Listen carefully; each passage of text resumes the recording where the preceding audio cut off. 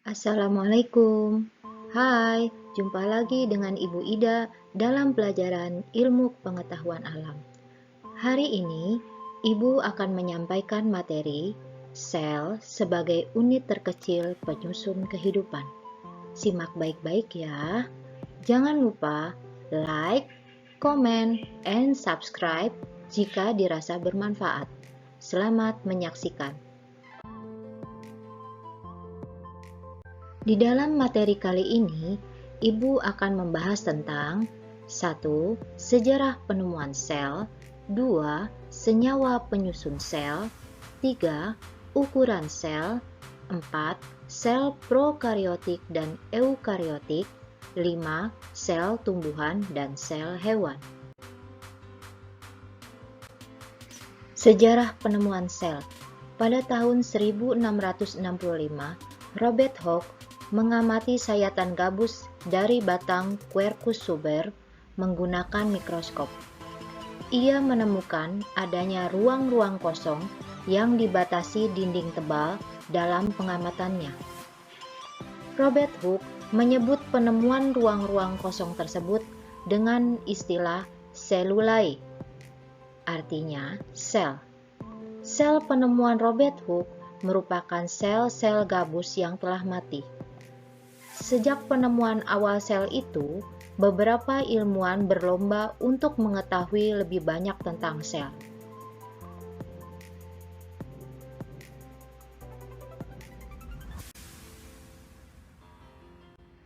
Penemuan sebuah sel yang masih hidup pertama kali dilakukan oleh Antonie van Leeuwenhoek, ilmuwan Belanda yang merancang sebuah mikroskop kecil berlensa tunggal. Mikroskop itu digunakan untuk mengamati air rendaman jerami. Ia menemukan organisme yang bergerak-gerak di dalam air yang kemudian penemuan ini disebut bakteri. Antonie van Leeuwenhoek merupakan orang pertama yang menemukan sel hidup dalam sejarah sel pada penemuan dan penelitian sel, dan dikenal sebagai Bapak Mikrobiologi.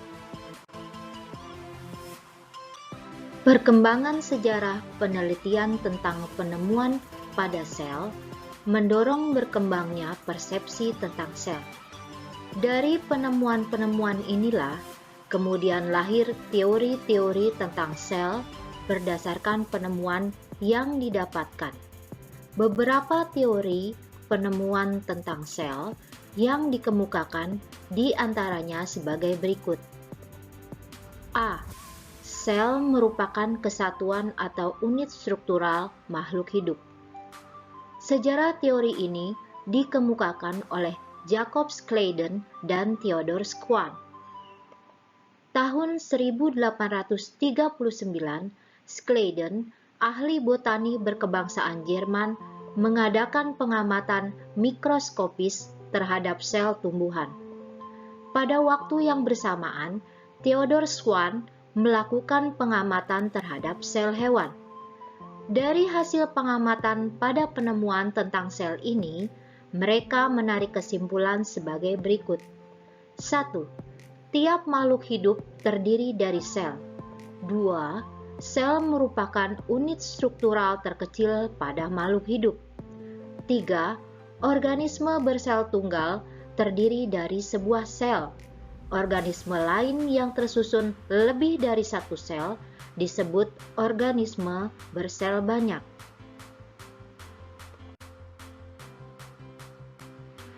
Max Kruse menyatakan bahwa protoplasma merupakan dasar fisik kehidupan. Protoplasma bukan hanya bagian struktur sel, tetapi juga merupakan bagian penting sel sebagai tempat berlangsungnya reaksi-reaksi kimia kehidupan. Berdasarkan hal ini, muncullah teori sejarah tentang sel yang menyatakan bahwa sel merupakan kesatuan fungsional kehidupan. Rudolf Virchow berpendapat bahwa semua sel berasal dari sel sebelumnya, omnis cellulae ex cellulae, sehingga dapat dikatakan bahwa sel adalah unit pertumbuhan makhluk hidup. Ilmu pengetahuan dan teknologi mendorong penemuan unit-unit penurunan sifat yang terdapat dalam inti sel atau nukleus, yaitu kromosom. Dalam kromosom terdapat gen yang merupakan unit pembawa sifat. Melalui penemuan ini, muncullah teori bahwa sel merupakan unit hereditas makhluk hidup. Penemuan-penemuan yang mendukung perkembangan teori mengenai sel sebagai berikut. 1. Robert Brown, seorang biolog Skotlandia, mengamati struktur sel pada jaringan tanaman anggrek dan melihat benda kecil yang terapung-apung dalam sel yang kemudian diberi nama inti sel atau nukleus. Berdasarkan analisanya, diketahui bahwa inti sel selalu terdapat dalam sel hidup dan kehadiran inti sel itu sangat penting, yaitu untuk mengatur segala proses yang terjadi di dalam sel. 2. Felix Dujardin dan Johannes Purkinje melihat ada cairan dalam sel. Kemudian cairan itu diberinya nama protoplasma. Protoplasma terdiri dari 5 bahan dasar, yaitu air, elektrolit, bahan organik, protein, lipid, dan karbohidrat.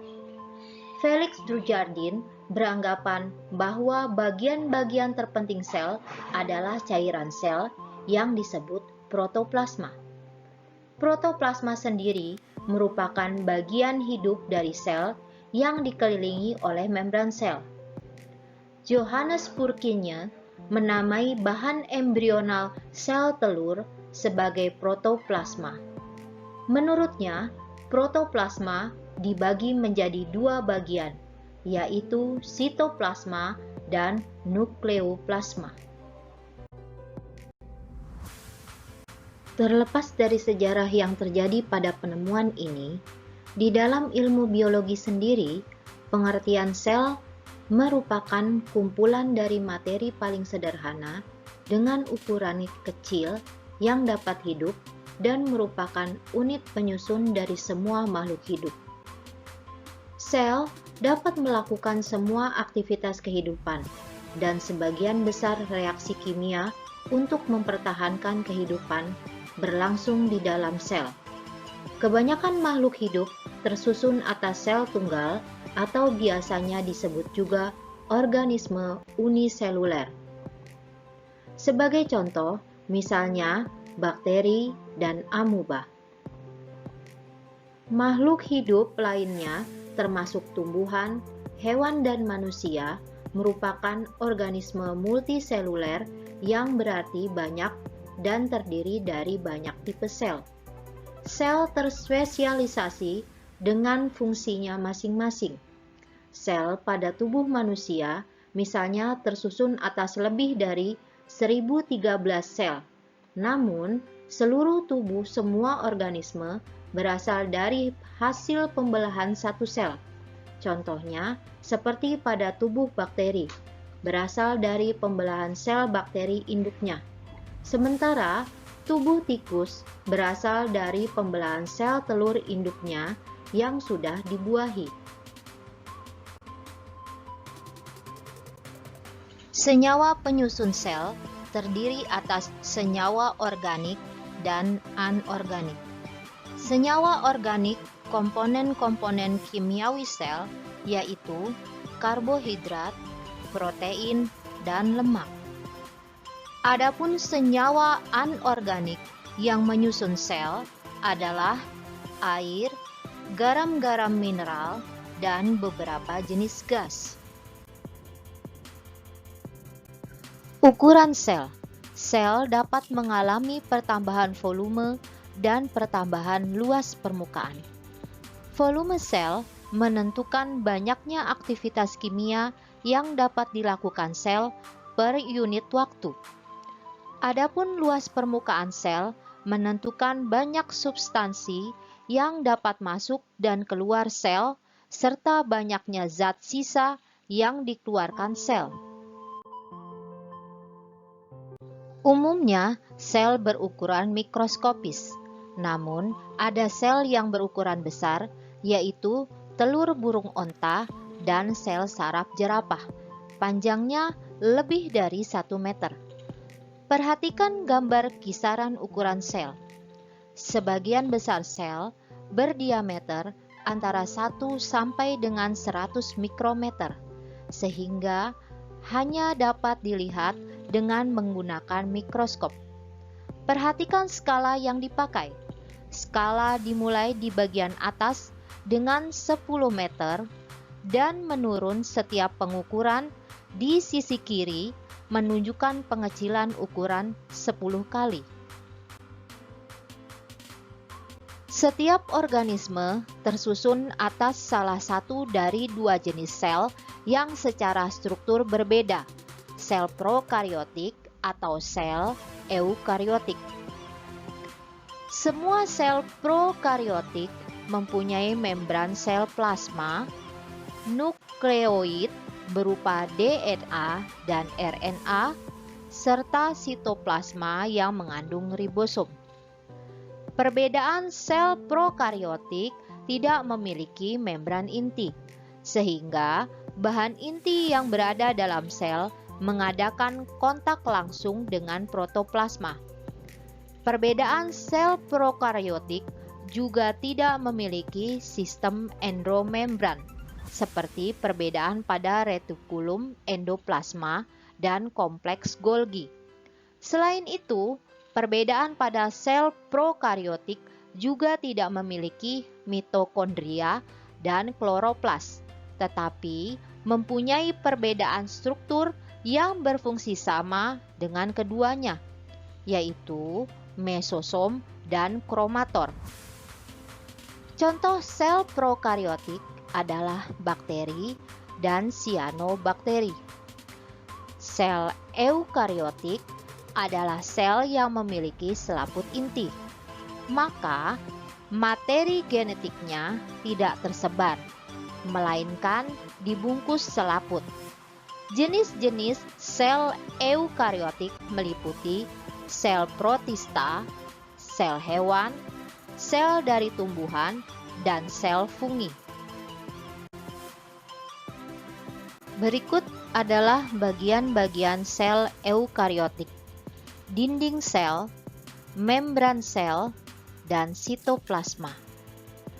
Dinding sel adalah lapisan kaku dan kuat yang mengelilingi beberapa jenis sel pada tanaman. Fungsi utama dari dinding sel adalah untuk memberikan kekakuan, kekuatan, dukungan struktural, perlindungan terhadap stres mekanik, dan infeksi pada sel tanaman. Dinding sel juga membantu dalam difusi gas masuk dan keluar dari sel tanaman. Semua sel, baik sel tumbuhan maupun hewan, dibatasi oleh suatu membran yang disebut membran plasma atau membran sel. Sementara daerah di dalam sel disebut sitoplasma. Setiap sel pada tahap tertentu dalam hidupnya mengandung DNA sebagai materi yang dapat diwariskan dan mengarahkan aktivitas sel tersebut. Selain itu, semua sel memiliki susunan struktur yang disebut ribosom, yang berfungsi dalam pembuatan protein yang nantinya akan digunakan sebagai katalis pada berbagai reaksi kimia di dalam sel tersebut. Selanjutnya adalah organel-organel sel eukariotik. Terdiri dari nukleus, merupakan organel terbesar di dalam sel yang berperan penting pada sel sebagai pengendali kegiatan sel. Retikulum endoplasma merupakan organel sel yang tersusun oleh membran yang terbentuk seperti jala dan berfungsi sebagai saluran penghubung antara nukleus dengan bagian luar sel. Ribosom, yaitu bagian terkecil dari sel dan berfungsi sebagai tempat sintesis protein. Kompleks Golgi, yaitu mempunyai hubungan erat dalam sekresi protein sel. Lisosom merupakan membran kantong kecil yang berisi enzim hidrolitik atau lisosom. Sentriol adalah organel khusus sel yang umumnya ditemukan dalam sel binatang. Sentriol ini memiliki struktur dan gambaran kira-kira dalam bentuk tubular dan memainkan peran penting dalam pembelahan sel. Mitokondria berfungsi dalam oksidasi makanan, respirasi sel, dehidrogenasi, fosforilasi oksidatif, dan sistem elektron. Vakuola.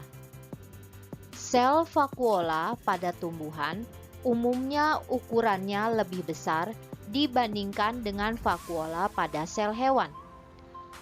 Vakuola yang terdapat pada sel dari hewan paramecium sendiri memiliki dua macam jenis perbedaan, yaitu vakuola non-kontraktil dan vakuola kontraktil.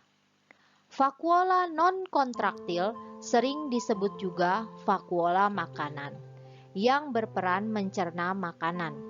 Sedangkan vakuola kontraktil bertugas menjaga tekanan osmotik sitoplasma dan juga sering disebut sebagai vakuola osmoregulator. Kloroplas berfungsi sebagai tempat berlangsungnya fotosintesis. Pada umumnya, ada perbedaan beberapa bagian-bagian sel yang dimiliki sel pada hewan dan sel tumbuhan.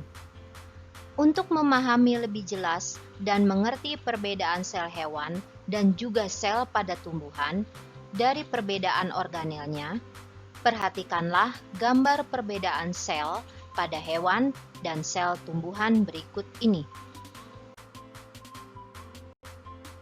Jika kita amati gambar perbedaan sel dari tumbuhan dan sel hewan di atas, bisa kita tuliskan tabel dari perbedaan antara sel pada hewan dan tumbuhan ini sebagai berikut. Sel hewan tidak memiliki dinding sel, kloroplas, vakuola, kecuali hewan uniseluler, dan plastida. Demikianlah pemaparan materi kita pada hari ini tentang sel sebagai unit terkecil penyusun kehidupan. Semoga bermanfaat. Sampai jumpa lagi pada materi berikutnya. Jangan lupa like, comment, and subscribe jika dirasa bermanfaat. Wassalamualaikum.